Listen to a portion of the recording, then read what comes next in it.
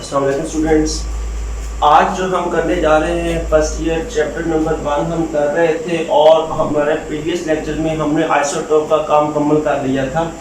आज हम करने जा रहे हैं compound analysis plus empirical formula. अब कंपाउंड एनालिसिस क्या होता है, सबसे पहले हम देख लेते हैं कि कंपाउंड एनालिसिस से क्या मुराद है।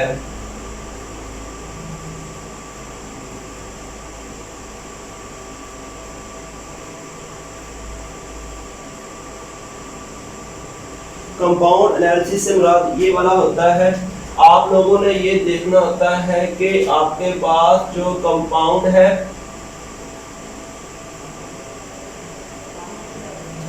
उसके अंदर कौन कौन से एलिमेंट्स हैं।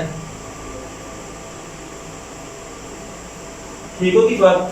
आपने क्या काम करना है, आपने ये काम करना है कि कंपाउंड एनालिसिस में आपने क्या चेक करना है कि जो हमारे पास कंपाउंड है उस कंपाउंड में कौन कौन से एलिमेंट्स हैं। बात समझ आ गई ना।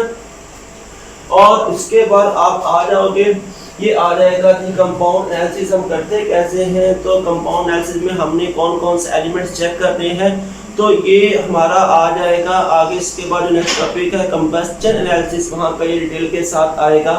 कंपाउंड एनालिसिस जब हम बात करते हैं कि अगर हमारे पास होगा ऑर्गेनिक कंपाउंड,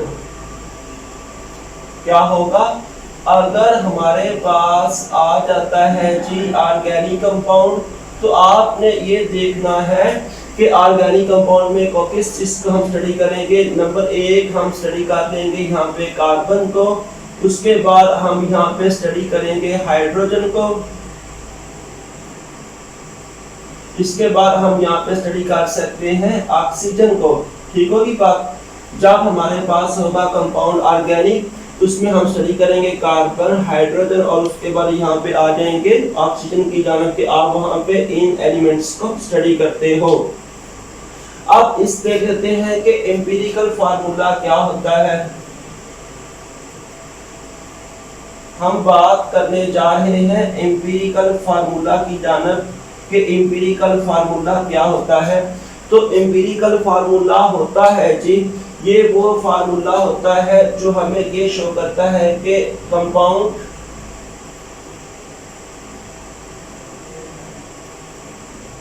के अंदर जितने भी एलिमेंट्स हैं, क्या है, ये फार्मूला हमें ये बता रहा होता है कि कंपाउंड के अंदर जितने भी एलिमेंट्स हैं उन एलिमेंट्स की हमें बता देगा सिंपलेस्ट रेशो। क्या बता देगा, उसकी हमें बता देगा सिंपलेस्ट रेशो। ऐसा फार्मूला जो कंपाउंड में मौजूद एलिमेंट्स की हमें सिंपलेस्ट रेशो के बारे में बताएगा, वो फार्मूला क्या होगा, वो फार्मूला होगा जी एम्पिरिकल फार्मूला।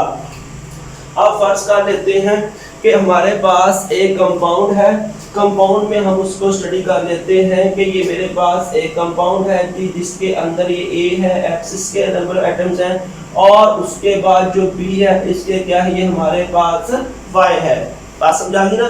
कि ये मैं फर्ज कर लेता हूँ कि मैं ये कर देता हूँ कि सिंपलेस्ट रेशो की जानब जब हमने आना है तो हमने ये देख लेना है कि ए के हमारे पास कितने एटम्स होंगे और उसके बाद बी के हमारे पास कितने एटम्स होंगे। तो उसकी सिंपलेस्ट रेशो में जो आए हुए हैं ये एक्स वाई जी, मैंने इसके साथ इसको शो कर दिया है। अब हमने जब सिंपलेस्ट रेशो का ये फाइंड करना है, जब हमने एम्पिरिकल फार्मूला फाइंड करना है, तो एम्पिरिकल फार्मूला के लिए हमारे पास चंद एक स्टेप्स आते हैं जो हमने फाइंड करने हैं एम्पिरिकल फार्मूला के लिए। एम्पिरिकल फार्मूला फाइंड करते वक्त हमें चंद एक ये वाले पॉइंट्स चाहिए होंगे। इन पॉइंट्स को हमने फॉलो करता है, points to find empirical formula.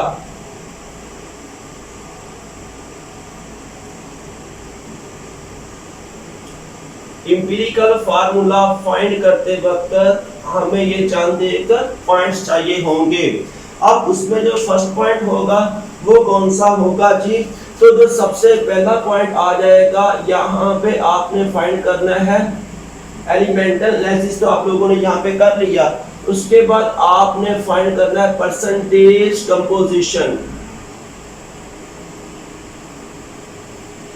क्या आपने करना है, आपने फाइंड करना है परसेंटेज कंपोजिशन। क्या करना है कि आपने यहाँ पे फाइंड कर देना है परसेंटेज कंपोजिशन। अब परसेंटेज कंपोजिशन के लिए आपने क्या काम करना है, इस काम के लिए आपने ये लगा देना है कि हमारे पास जो एलिमेंट है उसका मास कितना है, मास ऑफ एलिमेंट। उसके बाद आ जाएगा मास ऑफ कंपाउंड। क्या आ जाएगा, मास ऑफ कंपाउंड आ जाएगा। जब भी आपने फाइंड करना है परसेंटेज कंपोजिशन, उसके लिए हमने ये फार्मूला लगाना है जी, मास ऑफ एलिमेंट और mass of compound multiply by 100। सही होगी बात। ये अब मैं फर्ज कर रहे हैं कि आपको ये एग्जांपल हम इसके करते हैं। तो एग्जांपल में आप इसके साथ ये कंसीडर कर लें कि मेरे पास एक कंपाउंड है। हमने ये किया है कि कंपाउंड जो है उसका जो मेरे पास मास है, मास से इसको कह लेता हूँ कि ये 3 ग्राम है। बात समझा गई ना। मैं ये फर्ज कर लेता हूँ कंपाउंड का मास कितना है, 3 ग्राम है। इसमें मैं फर्ज कर लेता हूँ मेरे पास जो एलिमेंट्स हैं, एलिमेंट्स में नंबर 1 यहाँ पे आ जाएगा कार्बन, नंबर 2 हमने यहाँ पे ले लिया हाइड्रोजन, और उसके बाद नंबर 3 पे मैंने ले लिया ऑक्सीजन को। सही होगी बात। मैंने यहाँ पे ले लिया कार्बन, हाइड्रोजन, उसके बाद ले लिया यहाँ पे ऑक्सीजन को। तो मैं इसका ये कर देता हूँ कि कार्बन का मास मेरे पास है 2 ग्राम, हाइड्रोजन का मास है मेरे पास 0.5 ग्राम और ऑक्सीजन का भी है 0.5 ग्राम। तो इस तरह से ये मेरे पास कंपाउंड का मास भी आ चुका है और उसके बाद ये मेरे पास एलिमेंट्स का भी आ चुका है मास के कितना कितना। ये हमें अलग इसका मेथड हमें कैलकुलेट ये वाला करना पड़ेगा। तो जब आपने एलिमेंटल एनालिसिस कर ली है, वहां पे आपने ये देख लिया कि मेरे पास जो कंपाउंड है उसका मास कितना। जब आप एलिमेंटल एनालिसिस करोगे तो एलिमेंटल एनालिसिस करते वक्त जो आप कंपाउंड लोगे, कंपाउंड को आप वेट करके लोगे। बात समझा गई ना। आप कंपाउंड को वेट करके लोगे और ये वेट आप याद रखोगे कि हमने कितना कंपाउंड लिया था। उसके बाद जब आप वहां पे उसके अंदर एलिमेंटल एनालिसिस करोगे, एलिमेंटल एनालिसिस करने के बाद ये हमारे पास आ जाएगा जी, कार्बन है, हाइड्रोजन है और उसके बाद यहाँ पे क्या है, ऑक्सीजन है। आपने वहां पे एलिमेंट को आइडेंटिफाई कर लिया कि एलिमेंट्स यहाँ पे कौन कौन से हैं, और एलिमेंट्स जब आप आइडेंटिफाई करोगे इसको आप क्या नाम दे दोगे, क्वालिटेटिव एनालिसिस। क्या इसको नाम दे दोगे, क्वालिटेटिव एनालिसिस। और उसके बाद आपने ये देखना है कि यहाँ पे एलिमेंट कितनी कितनी मिकदार में मौजूद है। जैसे कि मैं ये कर देता हूँ मेरे पास एक कंपाउंड का मास ये वाला है, कार्बन इतने ग्राम है, हाइड्रोजन इतने ग्राम है, ऑक्सीजन इतने ग्राम है। तो ये मेरे पास क्या आ गया, मैंने यहाँ पे उसका मास फाइंड कर लिया है। तो ये क्या चीज आ जाएगा, उसका क्वांटिटेटिव एनालिसिस आ जाएगा। क्या आ जाएगा उसका, ये उसका आ जाएगा क्वांटिटेटिव एनालिसिस। तो जब आप क्वांटिटेटिव आपने यहाँ पे कर लिया एलिमेंटल एनालिसिस से, और उसके बाद आपने क्वांटिटेटिव एनालिसिस करने के बाद आपने उसका मास भी फाइंड कर लिया। तो ये एम्पिरिकल फार्मूला फाइंड करने का बेसिक कॉन्सेप्ट था। अब उसके बाद जानते आगे और स्टेप्स आएंगे जिसकी मदद से आप उसका एम्पिरिकल फार्मूला फाइंड करोगे। तो फर्स्ट स्टेप कौन सा आ जाएगा, परसेंटेज कंपोजिशन। तो उसके लिए आपने क्या काम करना है, मास ऑफ एलिमेंट और mass of compound multiply by 100। सही होगी बात। अब से कि अगर आप कार्बन की बात करोगे, कार्बन का मास 2 ग्राम है, यहाँ पे 2 ग्राम पुट कर दोगे, आगे उसके बाद कंपाउंड का मास 3 ग्राम मल्टीप्लाई बाय 100, तो आपके पास से आ जाएगा परसेंटेज ऑफ कार्बन। क्या आ जाएगा, ये हमारे पास आ जाएगा परसेंटेज ऑफ कार्बन। अब उसके बाद आपने क्या काम करना है, नंबर 2 पे आपने फाइंड करना है ग्राम एटम्स।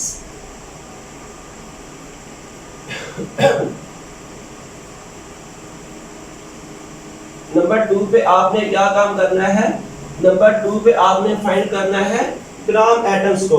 तो ग्राम एटम्स फाइंड करने के लिए आपने क्या स्टेप्स, इसके अंदर कौन सा फार्मूला आ जाएगा, तो यहाँ पे ये आ जाएगा कि ऊपर जो हमारे पास आ गई है परसेंटेज कंपोजिशन।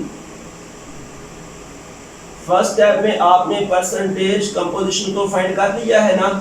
तो ग्राम एटम्स के लिए आप percentage composition divided by atomic mass क्या कर दोगे, percentage composition divided by atomic mass कर दोगे। अब इससे से कि आप ये कर देते हो, जब आपने ये फार्मूला लगाया, आपने कार्बन का मास पुट किया, आपने कंपाउंड का मास पुट किया, मल्टीप्लाई किया 100 के साथ, तो आपके पास जो कार्बन है इसकी जो परसेंटेज आ गई है से ये आ गया है 75%।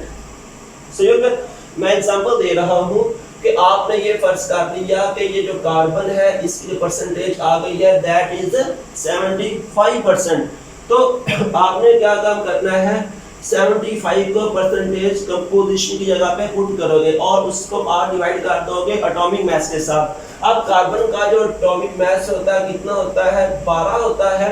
तो इस तरह से आपके पास ये क्या आ जाएगा, ये आ जाएगा जी ग्राम एटम्स, जो भी आ जाए। सही होगी बात, ये हमारे पास क्या आ गया, ग्राम एटम्स आ गया। और इसके बाद जो थर्ड स्टेप आ जाएगा उसमें हमने करना है जी एटॉमिक रेशो।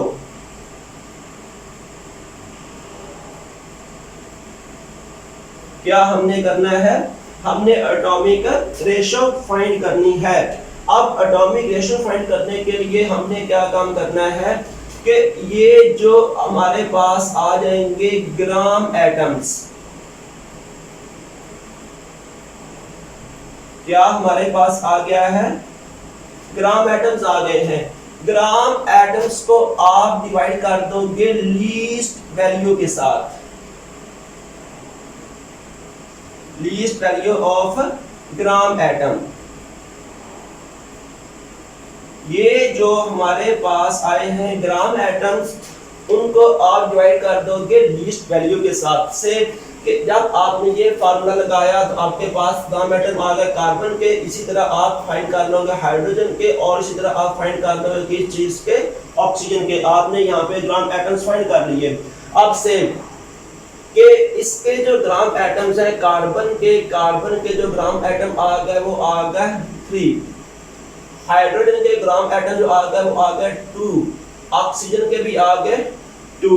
सही होगी बात। या आप ऑक्सीजन को कर दोगे से कि ऑक्सीजन का 1 आता है ग्राम एटम। यहाँ पे आपको पॉइंट का भी ख्याल रखना पड़ेगा जब आप उसको डिवाइड करना है। तो ये हमारे पास कार्बन के आ गए, उसके बाद ऑक्सीजन हाइड्रोजन के आ गए, उसके बाद आ गए ऑक्सीजन के हमारे पास ग्राम एटम्स आ गए। तो आपने क्या काम करना है, हर ग्राम एटम को आपने लीस्ट वैल्यू के साथ डिवाइड कर देना है। से मैं इधर लिख लेता हूँ, ये मेरे पास कार्बन का आ जाएगा, उसके बाद ये मेरे पास आ जाएगा हाइड्रोजन का, और उसके बाद ये मेरे पास आ जाएगा ऑक्सीजन का। कार्बन के कितने आए हैं, 3 आए हैं। उसके बाद हाइड्रोजन के कितने आए हैं, 2 आए हैं। ऑक्सीजन का कितना आ गया है, 1 आ गया। आप डिवाइड विद लीस्ट वैल्यू, यहाँ पे लीस्ट वैल्यू कौन सी है, डेफिनेटली 1 ही है। तो आप इन सबको 1 के साथ डिवाइड कर दोगे। बात समझा ही ना। तो ये इस तरह से आपके पास है क्या आ जाएगा, एटॉमिक रेशो आ जाएगी। क्या आ जाएगा आपके पास, एटॉमिक रेशो आ जाएगी। अब एटॉमिक रेशो में आपने याद रखना है कि if atomic ratio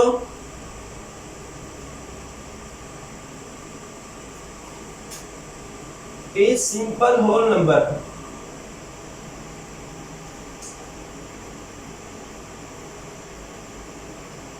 then it is empirical formula। क्या होगा कि अगर जो एटॉमिक रेशो है ये सिंपलेस्ट होल नंबर है, फिर ये क्या हो जाएगा, सिंपलेस्ट होल नंबर। तो ये क्या होगा, ये हमारे पास आ जाएगा एम्पिरिकल फार्मूला। मसलन आपने कर दिया कि इसका आंसर कितना आ जाएगा, इसका 3 आ जाएगा, इसका 2 आ जाएगा, इसका 1 आ जाएगा। फिर एम्पिरिकल फार्मूला इसका यही होगा, कार्बन का आ जाएगा 3 है, हाइड्रोजन का 2 है, और ऑक्सीजन 1 आ जाएगा। ये इसका होगा एम्पिरिकल फार्मूला, इसका A पॉइंट। और इसके B पॉइंट में आप ये याद रखोगे, if not simple whole number, क्या होगा, if not simple whole number, then आपने क्या काम करना है, तब आपने ये काम करना है, मल्टीप्लाई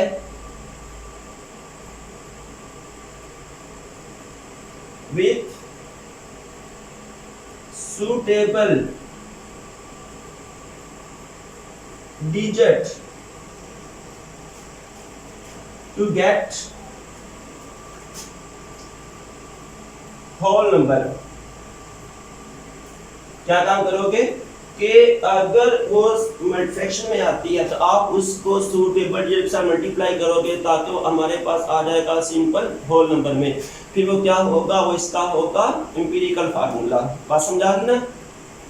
अब आपकी बुक के ऊपर ना इसके दो न्यूमेरिकल हल एग्जांपल दी हुई है।